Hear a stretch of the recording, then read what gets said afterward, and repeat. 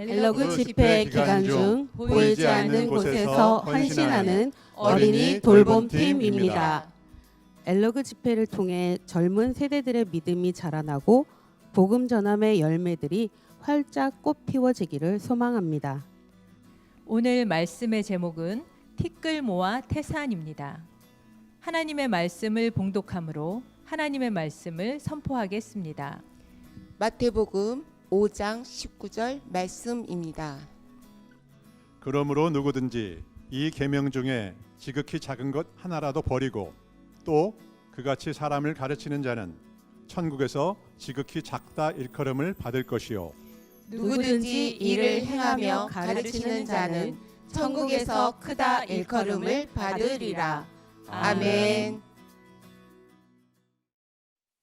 인생의 문제는 주님이 내 마음을 모르는 데 있지 않습니다. 내가 주님의 마음을 모르는 것이 우리 인생의 문제입니다.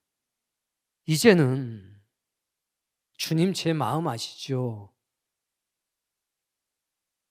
한 걸음 더 나아가서 주님, 제가 주님의 마음을 알기를 원합니다. 주님 마음이 제 마음 되게 해주옵소서. 이런 간절한 마음으로 살아가시면 여러분의 인생의 길에는 놀라운 하늘의 은혜와 은총으로 가득 차게 될 것입니다. 오늘 하늘 가족으로 살아가는 기쁨이 여러분에게 넘치기를 바랍니다. 하늘의 가족만이 누릴 수 있는 은혜와 은총을 누리며 사시기를 바랍니다. 이 땅을 밟고 살아가지만 거룩한 하늘의 뜻에 매여 살아가는 그런 귀한 존재가 다 되시기를 원합니다. 하인리히의 법칙이라고 하는 것이 있습니다. 어떤 큰 사고가 났을 때에 과연 그 사고를 막을 수가 있었는가 연구하다가 나온 것이라고 합니다. 그래서 어떤 커다란 사건은 반드시 막을 수가 있었다. 그러나 사람이 실수함으로 인해서 그 사건을 방치했던 것이다. 그 대전제는 모든 사건은 막을 수 있다라고 하는 대전제가 생겼습니다. 그래서 엄청난 사건과 사고가 생기기 전에 먼저 300번 정도의 이상 징후가 있다고 합니다. 갑자기 도로에 사람의 옷이 낀다든지 이런저런 크고 작은 징후들이 생깁니다. 다치거나 인명피해는 없지만 무언가 불길한 징후들이 300차례 정도가 나타난다는 겁니다. 그때 점검을 하고 정비를 하면 사건과 사고를 막을 수 있다는 겁니다. 그런데 그 300번의 징후의 시그널을 무심히 넘겨버리면 29번의 크고 작은 사건과 사고가 생긴다는 겁니다. 다치기도 하고 상해를 입기도 하고 여러 가지 사건과 사고가 29번이 나타난답니다. 그러다가 결국에는 마지막 건물이 붕괴되는 사고가 일어나게 된다. 이게 하인리히의 법칙입니다. 여러분, 티끌 모아 태산이라고 하는 말씀을 아시지요? 그 속담은 긍정적으로도 쓰여지고 부정적으로도 쓰여질 것입니다. 하인리히의 법칙에 의하면 300번의 티끌과 같은 것들이 있었습니다. 그것을 쓸어버리지 않고 처리하지 않고 개선하지 않고 그냥 뒀더니 빌딩이 무너지는 태산과 같은 사건이 나타나게 된 것입니다. 반대로 이것이 긍정적으로 쓰여질 때가 있습니다. 일명 역하인리히의 법칙이라고 합니다. 성공의 법칙이라고 하는 겁니다. 이것도 똑같습니다. 차이가 있다면 이거는 큰 성공을 이루는 그 사건이 어떻게 만들어지는가를 봤더니 자, 작은 글씨 읽어보세요. 디테일의 힘, 큰 성공은 꼼꼼한 관찰과 기록 습관에서 나온다. 300개 성공의 씨앗들을 뿌려라. 300개의 좋은 씨앗들을 뿌리게 되면 그것이 언젠가 29개의 작은 성공을 만들어낸다는 겁니다. 인생에서 사소한 기쁨들이 300개 정도가 만들어지게 되면 자기도 모르는 사이에 그것이 29개의 작은 성공을 만들어내고 그 작은 29개의 성공이 어느 날 생각할 수 없었던 커다란 성공을 만들어낸다는 겁니다. 이것이야말로 티끌모아 태산입니다. 여러분, 오른쪽에는 하임리의 법칙, 실패의 법칙이 있고 왼쪽에는 역하임리의 법칙, 성공의 법칙이 있습니다. 여러분은 어느 법칙을 따라 살아갑니까?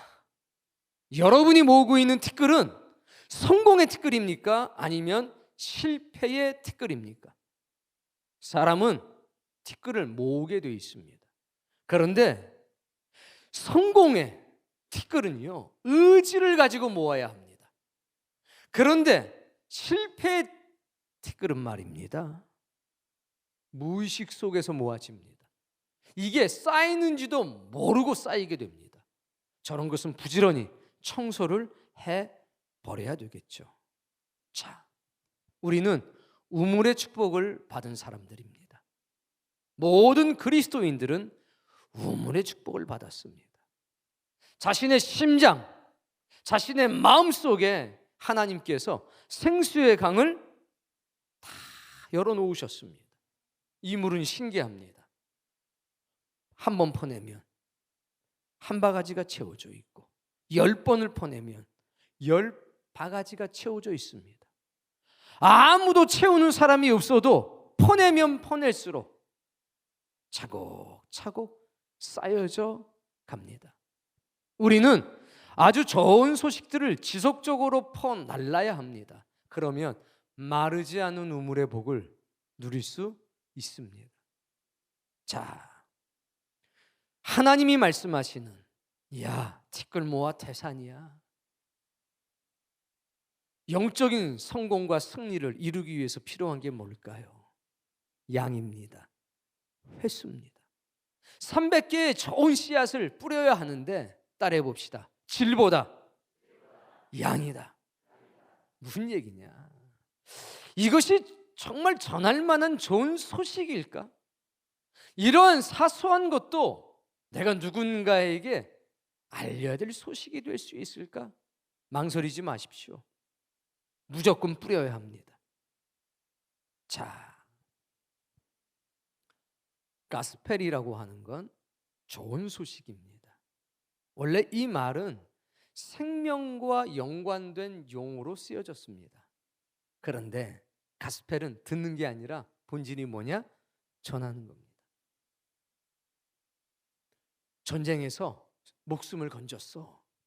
어린아이가 물에 빠졌는데 거기서 살아났어. 이 좋은 소식은 전하는 겁니다. 그 소식을 듣잖아요? 그럼 바로 옆에 사람에게 세상에 이런 일이 있대, 전쟁에서 살아왔대, 물에 빠졌는데 살아났대. 그래서 가스펠의 특징이 뭐냐면 듣는 게 중요한 게 아니라 듣는 즉시, 알게 된 즉시 다른 누군가에게 전하는 게 가스펠입니다. 복음의 특징이 그렇다는 겁니다. 좋은 소식은 들으라고 전해주는 게 아니라 전하라고 전해주는 겁니다. 이게 우물의 축복을 받은 하나님의 사람들의 태도인 거죠. 그러니 무조건 많이 뿌려야 합니다. 좋은지 안 좋은지는 이미 내 영이 알고 내가 압니다. 그 사이즈에 집착하지 마십시오. 이렇게 작은 것도 복음이 될 수 있을까? 기쁨이 될 수 있을까?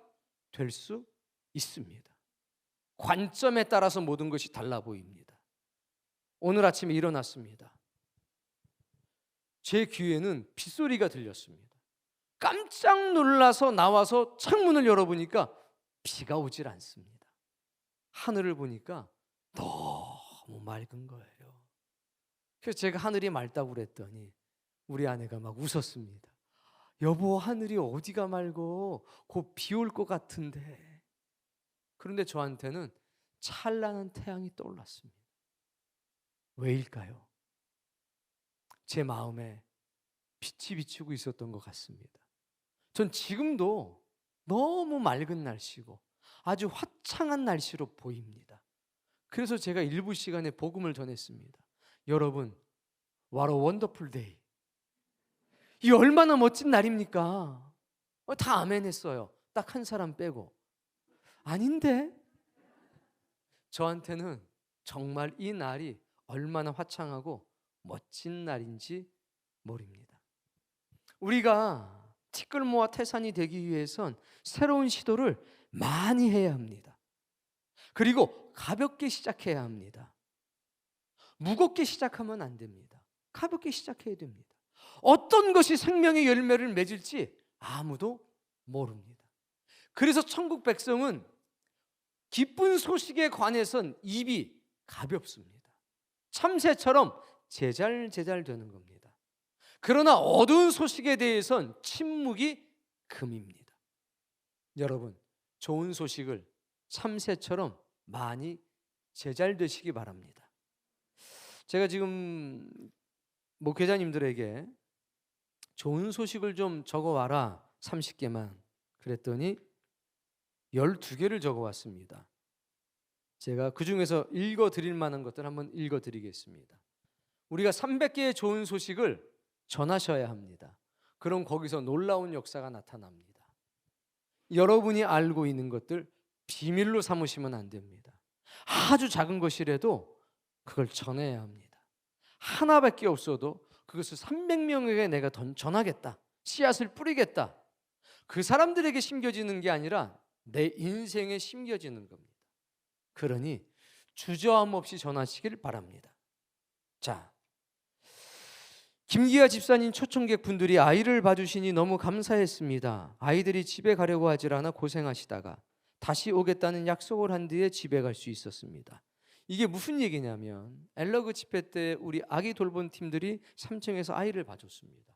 수십 명의 아이들이 왔는데 그 아이들은 교회를 처음 방문한 것이었습니다. 집회가 2부가 10시에 끝나잖아요.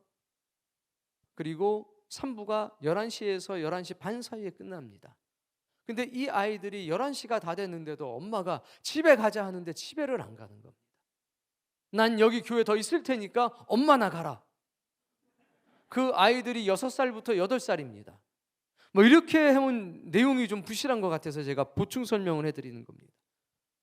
아무리 가자고 해도 애들이 가지를 않으니까 하나님도 이기는 여자분들인데 자식은 못 이기는가 봅니다. 그래서 약속을 했습니다. 아이들한테 반드시 다시 올 테니까 오늘은 그만 가자. 그랬더니 아이들이 정말이지 정말이지 하고 집으로 갈 수 있게 됐다는 얘기입니다.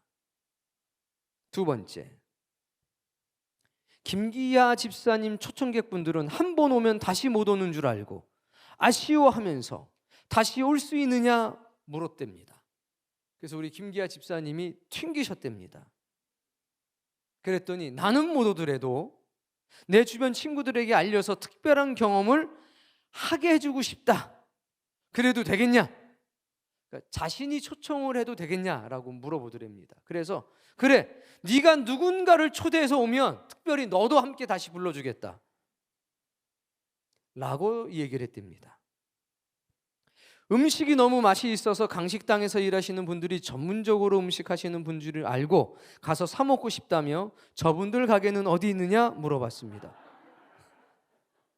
저한테도 물어봤습니다. 저 집사님들 권사님들 하는 식당이 어딘지 알려달라고 저한테도 물어봤습니다. 1,000원만 내고 들어가셨다가, 이거 잘 보셔야 되는데 1,000원 이상이라고 되어 있는데 대부분 1,000원을 내요. 음식을 먹고 나서 너무 맛있다며 이런 음식은 1,000원 내고 먹을 수 없다며 다시 돌아와 후원금을 더 내고 가셨습니다. 지금부터는 메모하셔도 좋습니다. 별담이, 예진이, 호인이, 예슬이가 교회 앞 텐트 속에서 놀고 있을 때 인터뷰를 하려고 다가갔습니다. 오늘 말씀 어땠니? 라고 물으니 저희는 23살에 결혼할 거예요. 결혼이 이렇게 좋은 건지 몰랐어요 라고 말했습니다. 야, 하나님이 역사하신 거죠. 그리고 예슬이는 우리 엄마는 너무 늦게 결혼한 것 같아요 라고 했습니다. 먹을 것에 관계되는 거 한 가지만 더 해드리겠습니다. 김유미 성도가 남편 양희광 씨에게 교회 엘러그 집회가 이렇게 저렇게 진행되고 있더라 얘기를 했답니다. 양희광 씨는 교회를 나오지 않으시는 분입니다. 우리도 오징어를 후원하자. 오징어 덮밥을 하시라고 해. 몇 명분이래. 여러분, 우리가 계획한 음식을 한 번도 한 적이 없습니다. 계속 후원해 주시는 걸로 음식을 하고 있습니다. 원래 메인 메뉴는 국밥이었습니다. 그런데 집회가 끝날 때까지 국밥을 먹을 수 있을지 모르겠습니다. 후원을 해주면 반드시 그것 가지고 요리를 해야 됩니다. 안 그러면 큰일 나겠죠. 이렇게 교회 한 번도 안 오신 분이 후원하겠다고 했습니다. 가지러 가보니 정말 감사하게도 100마리가 넘는 것을 전부 손질해서 썰기 좋으라고 하나씩 포장해서 살짝 얼려주시기까지 했습니다. 160명 분은 될 거예요 하면서 주셨습니다. 250명이 먹었습니다. 그래서 모자란 것은 돼지고기로 채웠습니다. 그래서 제가 알게 됐습니다. 분명히 오징어 덮밥이라고 그랬는데 오삼불고기가 나왔죠. 너무 잘 먹었습니다. 여러분, 우리 아기를 돌봐주시는 분들 그 안에 얼마나 놀라운 역사가 있는지 모릅니다.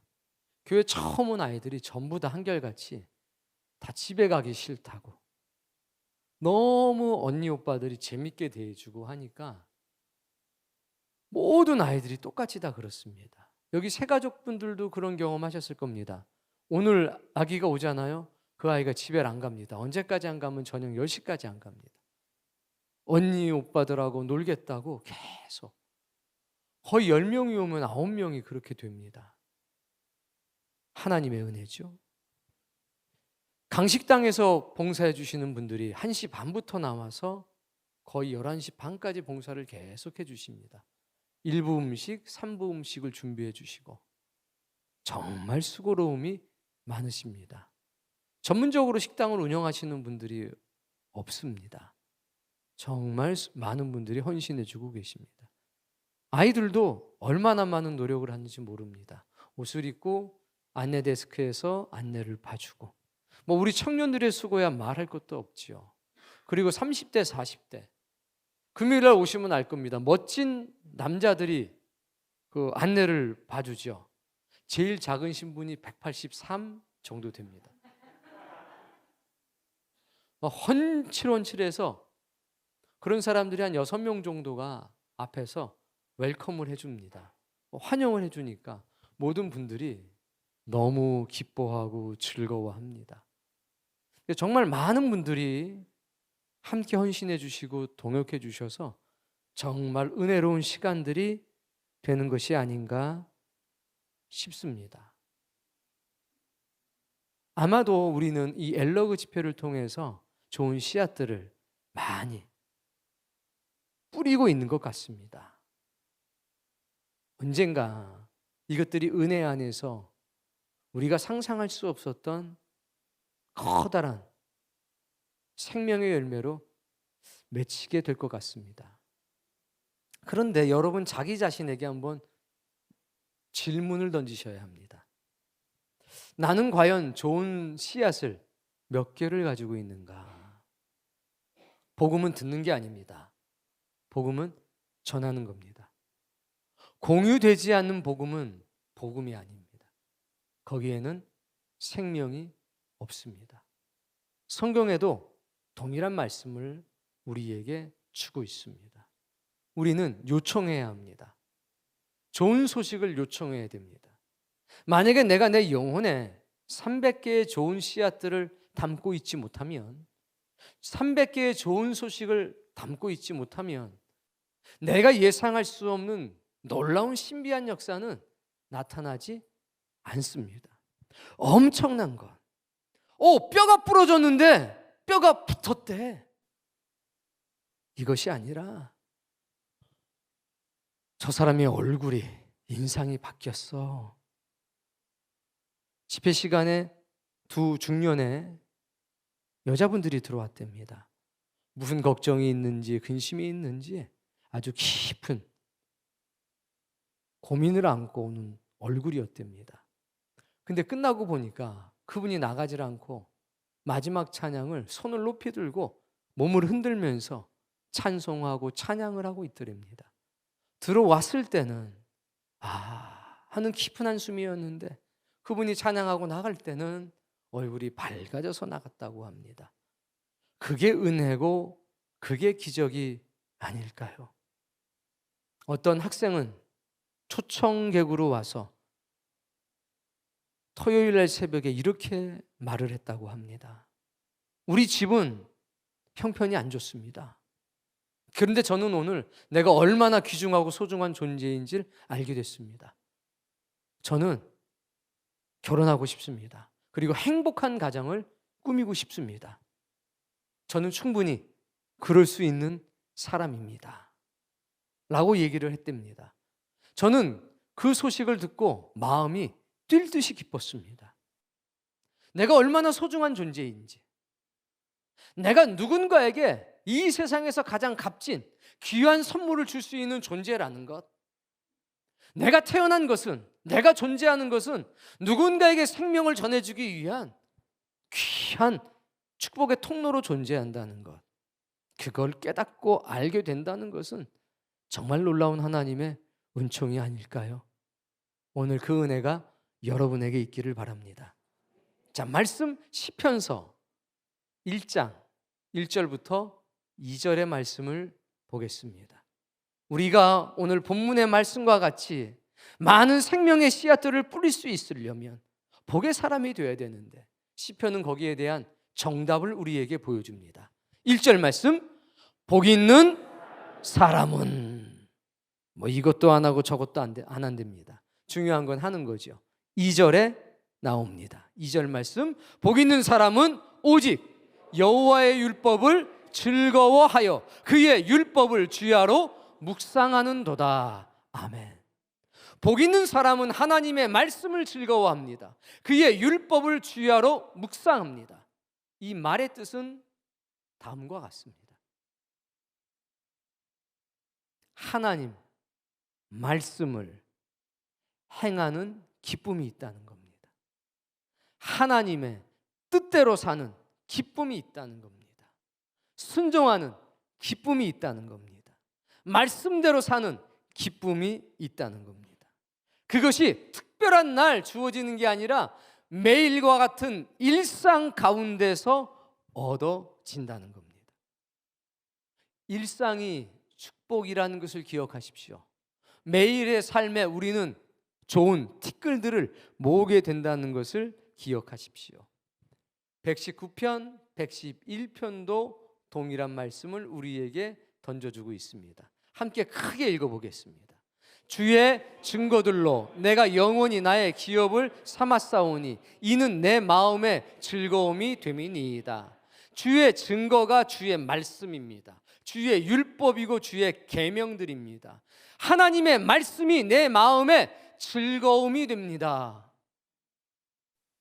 그런데 말입니다, 기억하셔야 될 게 있어요. 너무 커다란 음성을 들으려고 하지 마십시오. 야, 때가 됐으니까 하나님 나라 가자. 이 음성은 평생에 딱 한 번 듣는 말씀입니다. 평생에 딱 한 번. 내가 죽을 때, 이 세상의 옷을 벗을 때 듣든가, 아니면 예수님께서 이 땅에 재림하실 때 듣게 되는 말씀. 우리는 너무 큰 것에 집중하고 살아갑니다. 아브라함을 아시죠? 하나님이 그를 찾아오셨습니다. 창세기 18장에. 그때 말씀합니다. 내년에 네 아내 사레가 아들을 안고 있을 것이라. 여러분, 믿음의 조상 아브라함은 25년 동안 하나님의 말씀대로 사는 기쁨, 순종하는 기쁨, 주의 뜻을 행하는 기쁨 속에 살았습니다. 그것이 25년 매일 반복되면서 25년이 지난 어느 날 약속의 아들을 얻게 되는 겁니다. 노아를 아시죠? 하나님이 노아에게 찾아오셨습니다. 방주를 져라. 고페루 나무로 방주를 짓되 3층으로 짓고 이렇게 지고 저렇게 지고 창은 50cm 밑에다 내도록 해라. 120년 걸렸습니다. 내가 너를 구원하리라 하고서 방주가 어느 날 갑자기 딱 하늘로부터 내려온 것이 아니라 이 땅에서 120년 동안 지어졌습니다. 생각을 해보십시오. 1년이 120번인데 365일을 120번을 곱하게 되면 하루하루 정말 티끌을 모은 것 아닐까요? 티끌을 모으고 근데 120년 뒤에 그 방주가 지어졌습니다.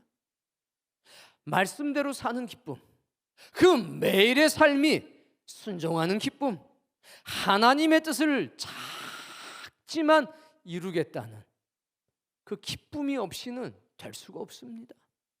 작은 나무 하나 갖다가 이어태고 나무 가지 하나 꺾어다가 말리고 다듬고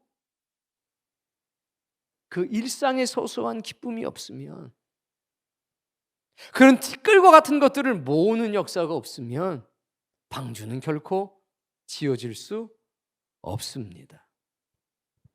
하나님 말씀 하나를 딱 만나게 됩니다. 내가 종일토록 그것을 읊조립니다. 하나님 항상 기도하라고 하셨죠? 제가 저기 조용한 데 가서 잠깐 기도할게요. 하나님, 세상에서 살아가는 게 너무 어렵습니다. 회사에서, 직장에서 하나님의 뜻대로 산다는 게 너무 힘듭니다. 저 좀 도와주세요. 저 좀 도와주세요. 물들지 않도록 저 좀 도와주세요. 그게 말씀을 읊조리는 거고, 그게 기도하는 거죠. 어떤 사람이 지나갑니다. 자기를 괴롭히는 사람입니다. 하나님, 나를 괴롭히는 사람이 와요. 제 심장이 뛰어요. 하나님, 제 마음을 지켜주세요.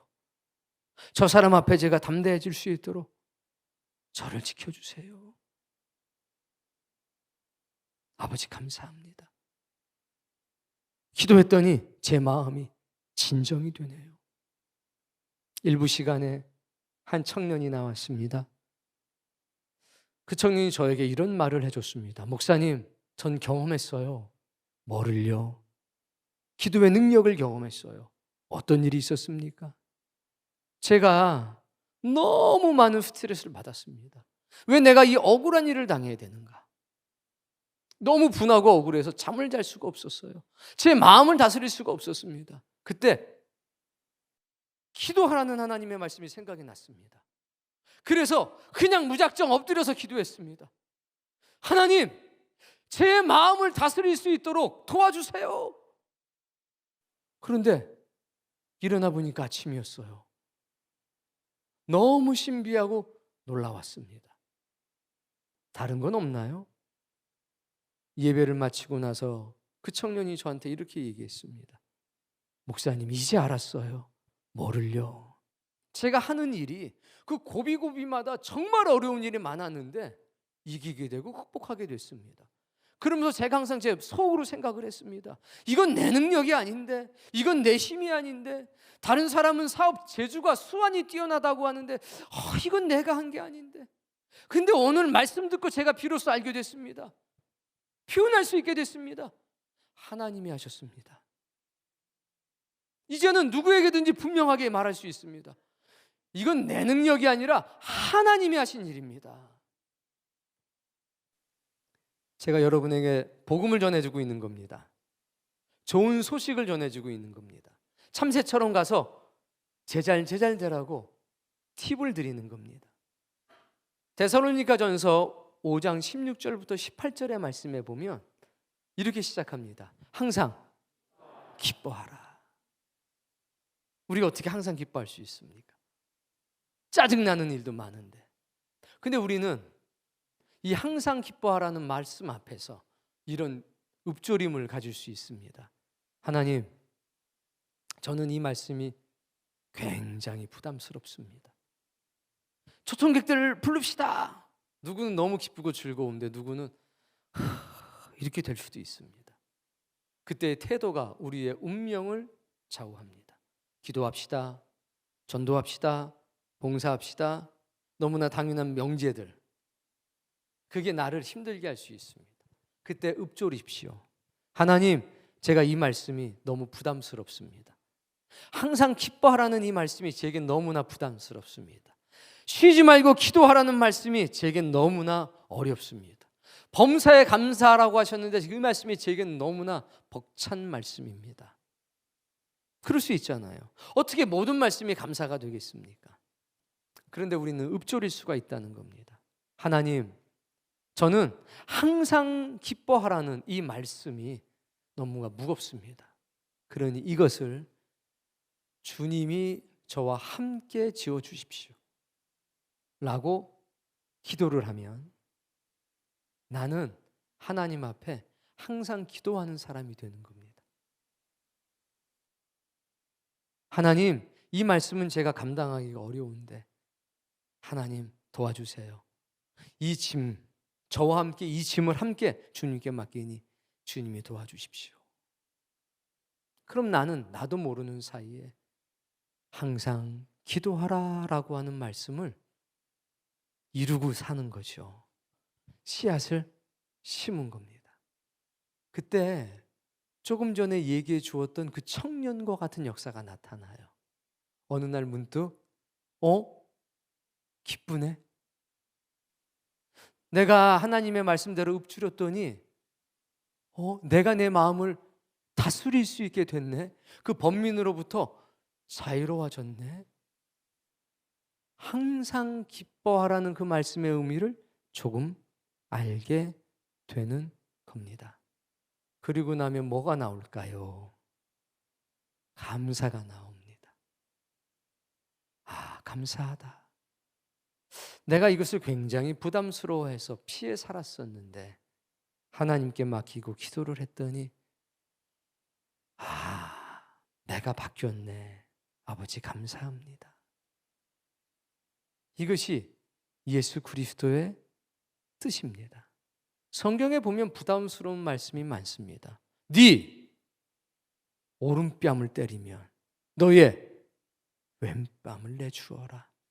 오리를 동행하자고 하면 십리를 따라가라.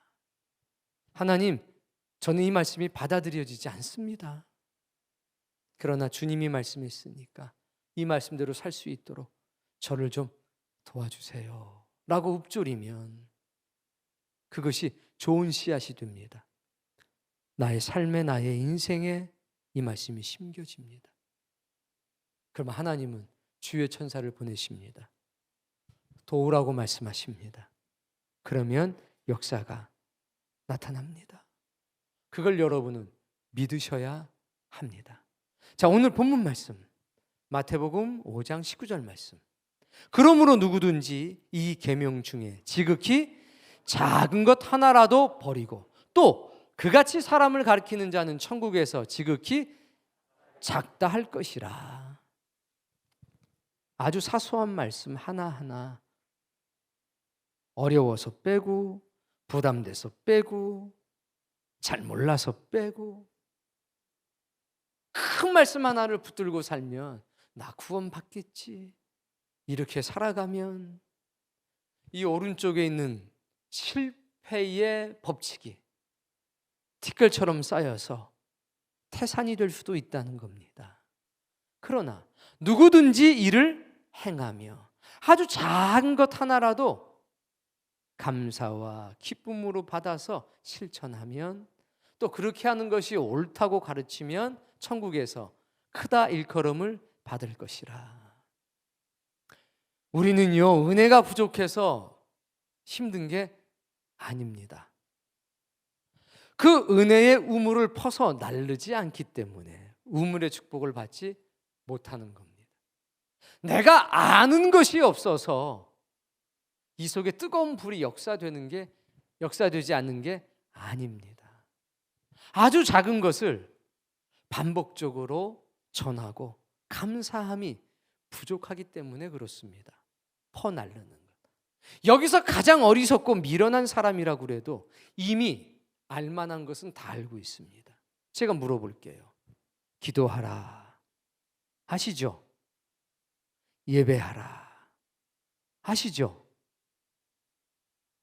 전도하라 아시죠? 시험에 들지 않도록 깨어 기도하라 아시죠? 다른 게 뭐가 필요합니까? 이런저런 얘기하는 것은 결국 그것을 강화하기 위한 도구요 수단 아닙니까? 여러분은 충분히 이미 모든 것을 다 알고 있습니다. 이것을 퍼서나르면서 공유하면 놀라운 역사가 나타납니다. 큰 소식만을 전하려고 하지 마십시오. 와, 집사님 이번에 기도했더니 로또 됐대 2등. 우와, 그래? 우와. 그것만 전할 소식이 아니라는 거죠. 세상에 어떤 사람이 왔는데 펑펑 들어오면서부터 울었대. 슬픈가 보다, 그치? 이런 이상한 소리 하지 마시고 은혜 받았나 보다. 해석을 잘 하셔야 돼요. 은혜 받았나 보다. 그럼 그 소식을 날라야 합니다. 심어야 합니다. 그럼 우리의 삶이 부유해지고 풍요로워집니다. 제가 말씀드렸죠. 귀한 손님들이 오셨는데 먹으면서 그런 말씀을 했습니다. 목사님, 너무 맛있어요. 안 짜고 안 맵고 안 달고 너무 맛있어요. 이거 누가 만드셨어요? 어떤 분들이 만든 거예요? 그때 제가 아이고, 우리 집사님, 권사님들이 음식 엄청 잘해요. 이거는 사실일 수는 있습니다. 근데 저는 그렇게 얘기 안 했습니다. 은혜입니다. 하나님 은혜입니다. 그랬더니 두 분이 맞아요, 이거 은혜입니다. 청년들은 2그릇씩 먹습니다. 아이고, 은혜입니다. 은혜입니다. 요리를 잘해서 마시는 게 아니라 저는 하나님의 은혜라고 믿습니다. 많은 사람이 모여서 즐거운 것은 저는 하나님의 은혜라고 믿습니다. 그 놀라운 역사를 전해야 되지 않을까요? 저는 23살에 결혼할 거예요. 우리 엄마는 늦게 결혼한 것 같아요. 결혼이 이렇게 좋은지 몰랐어요. 그 속엔 사람들이 알 수 없는 하나님의 신비가 이미 들어갔다는 겁니다. 여러분, 여러분의 인생을 부유하게 할 수 있습니다. 티끌모아 태산이, 그 태산이 복의 태산이 될 수 있습니다. 하나님의 가장 작은 말씀, 그거를 읊조리십시오. 참새처럼 제잘제잘 되십시오.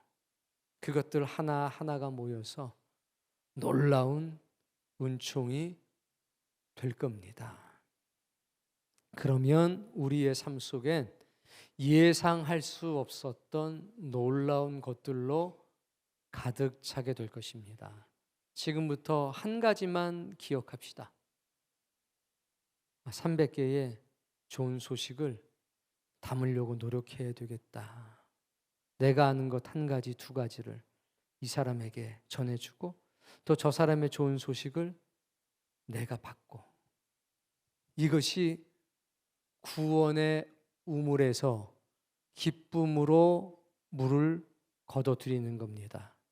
믿음이라고 하는 것은 말씀을 잘 들어서만 생기는 게 아닙니다. 당연히 말씀을 잘 들어야죠.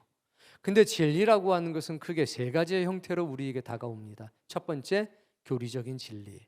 이거는 들어야 합니다. 그리고 공부해야만 합니다. 2번째, 실천적인 진리. 이건 아무리 공부해도 얻어질 수가 없습니다. 말씀대로 살아갈 때 얻어지는 기쁨입니다. 3번째, 이건 내가 아무리 말씀대로 살아도 소용이 없습니다. 경험되어지는 진리. 하나님이 주셔야지만 경험되어지는 게 있습니다. 진리는 그래서 교리적인 진리, 실천을 통해서만 알 수 있는 진리, 하나님의 은총으로 경험되어지는 진리가 있습니다. 만나와 메추라기를 내리는 그 진리의 경험은 우리의 노력으로 되는 건가요? 아니죠. 하나님이 그 시대에 주신 경험적인 진리라는 겁니다. 홍해가 갈라지는 기적의 진리, 우리가 원해서 나타나는 건가요? 아니요. 그 시대에 주는, 그 시대에만 경험되어지는 진리가 있는 겁니다. 그러니 우리는 교리적인 진리 중요해요. 그러나 그것만 가지고 안 됩니다. 실천되어지는 진리, 경험되어지는 진리, 그것이 그 300가지의 좋은 씨앗들 가운데 들어있지 않을까요? 그러면 나이랑 상관없이 내 영혼이 부요해지는 것을 경험할 수 있게 될 겁니다. 엘러그 집회는 어쩌면 300가지의 좋은 씨앗들과 29가지의 좋은 징조들, 성공들, 그것을 우리에게 가져다 주는 좋은 축복의 통로가 될 수도 있을 것 같습니다. 기억하십시오. 그리고 주의 종의 말을 믿으십시오. 하나님의 말씀을 믿으십시오. 우리의 삶이 혹시 궁핍하다면 은혜가 부족한 게 아니라 은혜를 퍼날르는, 좋은 소식을 심는 내 열심이 혹시 결여돼서 그런 것은 아닌가라고 생각해 보시면서 따라해 봅시다. 티끌 모아 태산입니다. 그렇게 해서 역하인리의 법칙이, 그래 티끌 모아 태산이야. 아주 작은 말씀이라도 읊조리면서 내가 하루하루를 살아가야 되겠다, 이런 결심이 있기를 바랍니다. 이쪽에 앉아 계신 분들, 마음에 좋은 소식을 담으세요. 복음은 듣자마자 전하게 돼 있습니다. 이쪽에 앉아 계신 분들 기억하세요. 가스펠은 듣는 게 아니라 전하는 겁니다. 은혜의 우물은 퍼날릴 때에 끊임없이 솟아납니다. 우물의 축복을 꼭 경험하십시오. 잡초를 기억하시죠? 잡초는 연약하기 때문에 뿌리를 깊숙이 내미는 거고, 연약하기 때문에 때때로는 10배, 20배, 심하게는 수천 배의 씨앗을 뿌리는 것을 기억하시죠? 우리는 어떤 열매, 어떤 씨앗이 생명의 열매가 될지 모릅니다. 우리는 무조건 많이 전하고 퍼뜨려야 합니다.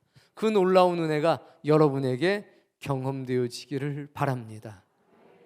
아주 작은 말씀이지만 이 말씀이 여러분에게 생명이 되길 바라고, 여러분의 마음의 창고에 좋은 씨앗들이 가득하기를 바랍니다.